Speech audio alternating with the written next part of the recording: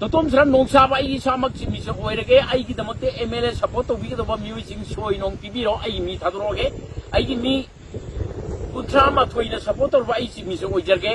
governor दा application थाजरगे सरकार वासुक पीरोना मरम अदुना सरकार सेमजरगे सरकार सेमजरगे गवर्नर दा मणिपुर गवर्नर दा सी इजरगे मरम अदुना सपोर्ट तौबीगदब MLA यामद्रबदा कुंथ्राग माथोय पामे मेजोरिटी लेबा मरम अदुना मसी साइन तौबीनबीदम होनबीरो प्रपोज तौबीरो सिमिसु ओइजरगे मरम अदुना सिमिसु ओइतारदी हजिक लाल तौरिबा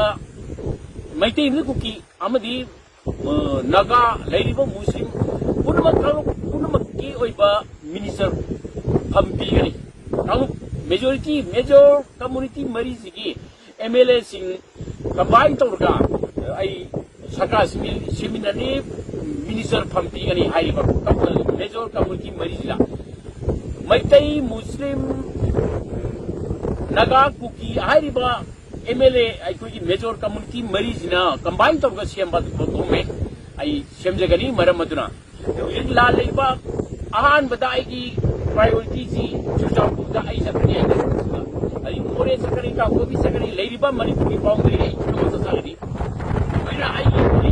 मिनिस्टर पुनः मरम अदुना सरकार यामना सोजाबी मतिक पबियु मसिदा चही अनी फारिंगसे लाल हौरबसिदा सेंटिमेंट सागतना कांग्रेसकी वखलोलदा कांग्रेसकी लान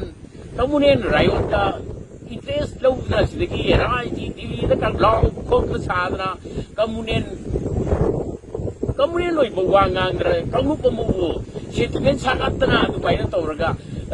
अखंगाई सादना जिदगी दिल्ली दा लाव खोमी कायना प्रजाना मथुंगिन मसारी पॉलिटिक्स सानबदा राजनीतिदा कम्युनियन में वांगाम यादे मसी खंगदबनी मरम अदुना कईगुम मिसे ओइरे खलसे हुजी चिंग तम तोंगा तोंगा सासोन तोंग लेरे चिंग तम न चिंग काप जाते चिंग तम न कुम जाते मसीदा करमाइना कांगुप की इरांग सागलिबा दिगी सेंटिमेंट सागलिबा इथनिक क्राइसिस तौरिबा इथनिक कांगुप मगा सुमाइना लांची द यौशल लरगा कम्युनियन रायो यौशल लरगा सिदे दिल्ली दा दु तौरी अदा तौरी मखुट मसा हाय र खोत्र लाव खोंगी द सिंगो